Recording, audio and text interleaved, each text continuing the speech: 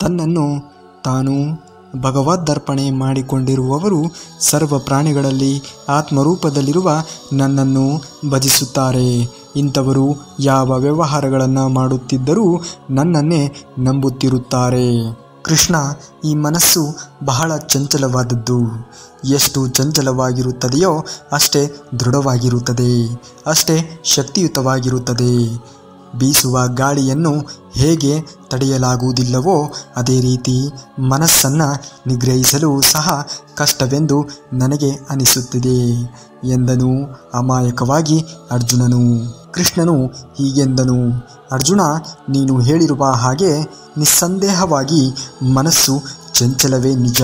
ಆದರೆ ಅಭ್ಯಾಸ ಬಲದಿಂದ, ನಿರಂತರ ಹಠದಿಂದ, ವೈರಾಗ್ಯ ಭಾವನೆಗಳಿಂದ ಮನಸ್ಸನ್ನು ನಿಗ್ರಹಿಸಬಹುದು. ಮನಸ್ಸನ್ನು ವಶ ಮಾಡಿಕೊಳ್ಳಲಾಗದವರಿಗೆ ಎಂತಹ ಪ್ರಯತ್ನಿಸಿದರೂ ಯೋಗ ಸಿದ್ಧಿ ಆಗುವುದಿಲ್ಲ. ಆದರೆ ಸತತ ಪ್ರಯತ್ನದಿಂದ, ಆತ್ಮ ಸಂಯಮದಿಂದ ಮನಸ್ಸನ್ನು ನಿಗ್ರಹಿಸಬಹುದು. ಕೃಷ್ಣ, ಯೋಗ ಸಾಧನೆ ಮಾಡುತ್ತಾ ಇದ್ದರೂ ಕೆಲವರಿಗೆ ಮನಸ್ಸು ಸ್ವಾಧೀನದಲ್ಲಿ ಇರುವುದಿಲ್ಲ. ಅನೇಕ ವರ್ಷಗಳು ಯೋಗ ಸಾಧನೆಗಳನ್ನು ಮಾಡುತ್ತಾ ಕೊನೆಗೆ ಯೋಗ ಸಿದ್ಧಿಯನ್ನು ಪಡೆದೇ ಮರಣಿಸುತ್ತಾರೆ. ಇಂಥವರ ಗತಿಯೇನು? ಶ್ರೀಕೃಷ್ಣ ಪರಮಾತ್ಮನು ಉತ್ತರಿಸುತ್ತಾನೆ. ಕೃಷ್ಣ, ಇಂಥವರು ಭಗವಂತನ ಮಾರ್ಗದಿಂದ ಜಾರಿ ಇಹಪರ ಸುಖಗಳ ಭ್ರಷ್ಟನಾಗಿ ಗಾಳಿಗೆ ಚದುರಿದ ಮೇಘದಂತೆ ಅಧೋಗತಿ ಪಲಾಯನವೇನು?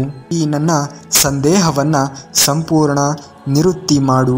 ನನ್ನ ಸಂದೇಹಕ್ಕೆ ಸರಿಯಾದ ಪ್ರತ್ಯುತ್ತರವನ್ನು ನೀಡಬಲ್ಲ ಸಾಮರ್ಥ್ಯ ನೀನೇ ಕೃಷ್ಣ. ಪಾರ್ಥ, ನಿನ್ನ ಸಂದೇಹ ಸರಿಯಾಗಿದೆ. ಮನಸ್ಸನ್ನು ಸ್ವಾಧೀನ ಮಾಡಿಕೊಳ್ಳಲಾಗದೆ ಜೀವನ ಪರ್ಯಂತ ಕಾಲವು ಯೋಗ ಸಿದ್ಧಿಗಾಗಿ ಪರಿತಪಿಸಿದ ಮನುಷ್ಯನು ಅಧೋಗತಿಯ ಪಾಲಾಗುವುದಿಲ್ಲ. ಏಕೆಂದರೆ ಭಗವಂತನ ಕೃಪೆಗಾಗಿ ಕರ್ಮ ಕಾರ್ಯಗಳನ್ನು ಮಾಡಿದವರು ಯಾರೂ ಅಧೋಗತಿ ಪಲಾಯನ ಆಗುವುದಿಲ್ಲ.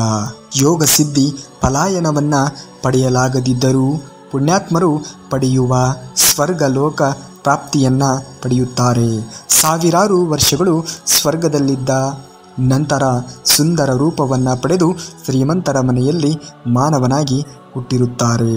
ಅಥವಾ ಶ್ರೀಮಂತ ಮನೆತನವಿರುವ ಕುಟುಂಬದಲ್ಲಿ ಜನಿಸಿದ್ದರೂ ಅನೇಕ ವರ್ಷಗಳ ಸ್ವರ್ಗವಾಸದ ನಂತರ ಜ್ಞಾನವಂತವರಾದ ಬ್ರಾಹ್ಮಣ ಕುಟುಂಬದಲ್ಲಿಯೇ ಜನಿಸಿ ಪೂರ್ವಜನ್ಮದ ಸಂಸ್ಕಾರವಿರುವುದರಿಂದ ಉತ್ತಮ ಮನೆತನದಲ್ಲಿ ಹುಟ್ಟಿ ಪುನಃ ಯೋಗ ಸಿದ್ಧಿಗಾಗಿ ಸಾಧನೆ ಪ್ರಾರಂಭಿಸುತ್ತಾರೆ. ಶ್ರೀಕೃಷ್ಣ ಪರಮಾತ್ಮನ ಇನ್ನಷ್ಟು ಮಾಹಿತಿಗಳಿಗಾಗಿ ತಪ್ಪದೇ ನಮ್ಮ ಚಾನಲ್ನ ಸಬ್ಸ್ಕ್ರೈಬ್ ಮಾಡಿಕೊಳ್ಳಿ. ಈ ವಿಡಿಯೋಗೆ ಒಂದು ಲೈಕನ್ನು ಮಾಡಿ.